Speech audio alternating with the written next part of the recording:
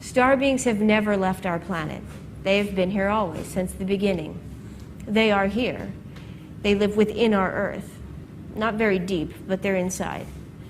And they are talking back and forth to each other. They are leaving each other messages. Where they appear, there's most of the time in Avebury, and there's different places around here, I know of at least 2 locations where star beings live inside the Earth, within it's something like 5 miles by 5 mile radius. It is a very large place, and it's been here forever.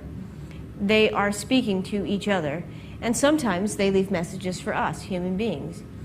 And they warn us about different things, and they're instructing us about different things happening in our solar system and different things that they are doing on our planet. One thing that I find very disturbing, actually, is that our governments know they are real too. Because on several occasions, we've gone out to see a crop circle as soon as it's there, and there are government agents out there messing it up. So why are they hiding something? Of course they are real. They know what's happening as well, and they try to get there as soon as possible to interact with the crop circle before other people can read or determine what they are saying. Other crop circles actually have a dust, literally in the center, a crystalline dust that is not from our planet. Science has no idea where it comes from. It is not any kind of organism that belongs here on our planet. It is not from here. There are other crop circles who really prove what is happening out there. In the United States, we sent out a very large message with our DNA structure, how the body is formed, the different materials on our planet, all kinds of information about Gaia, in a very elongated message board that lined everything out. And it was sent into outer space. How many of you know that we got a message back? A real message back, with their DNA structure, with their body type, with what's on their planet, everything about the minerals on their planet, exactly the same way we sent it out.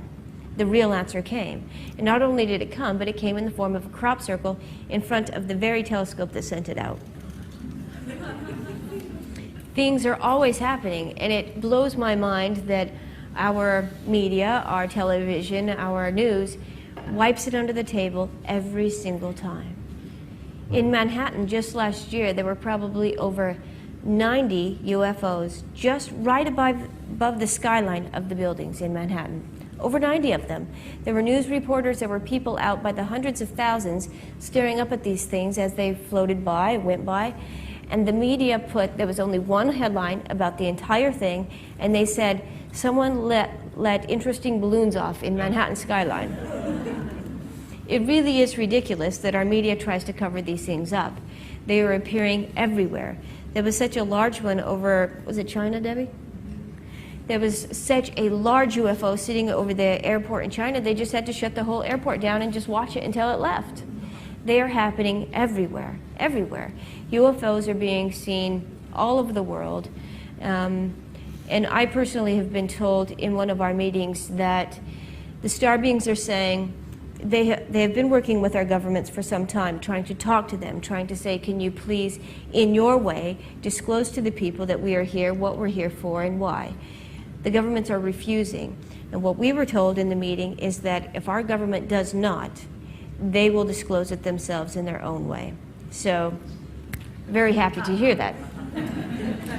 I think we all deserve to know the truth. And we all deserve to know that they love us very much. And this is the part that I want to stress, is that our brothers and sisters from the stars do love us very, very much.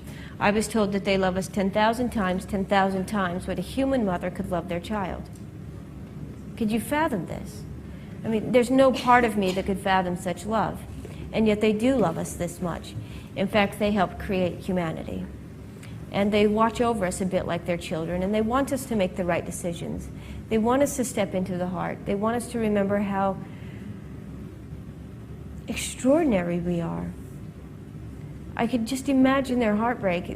They talk about how many gifts we've been given, how extraordinary we are, and yet we've just thrown it all away, and we give our power to everyone else, and we've completely forgotten how beautiful we are. Completely.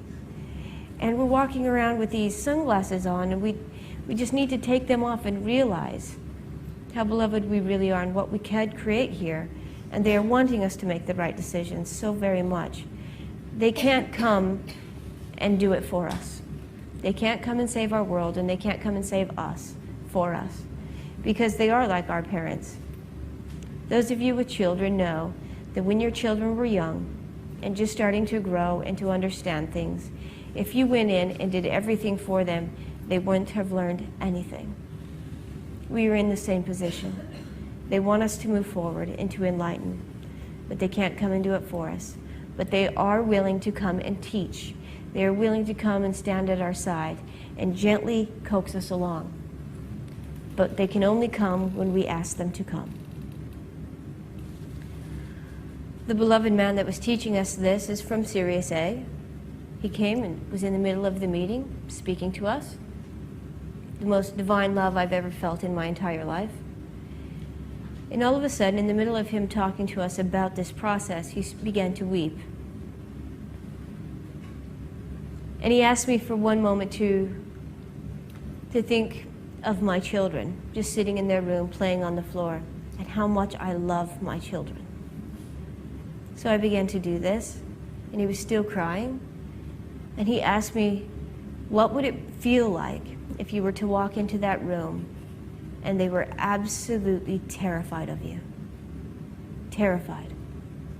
You, their parent, that loves them so very, very much. And the closer you got to them, the scarier they become. Would you keep moving forward, or would you back out? And then I understood why he was crying. They do love us very, very much. And they are waiting for us to say, please come. When you open up your heart, you become more intelligent. This is a universal law for all life.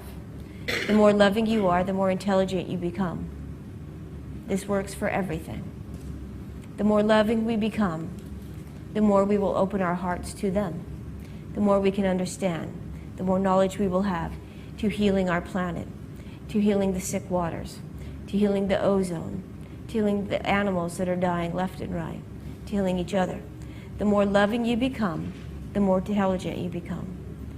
And with more intelligence, we can heal our mother, and we can heal each other.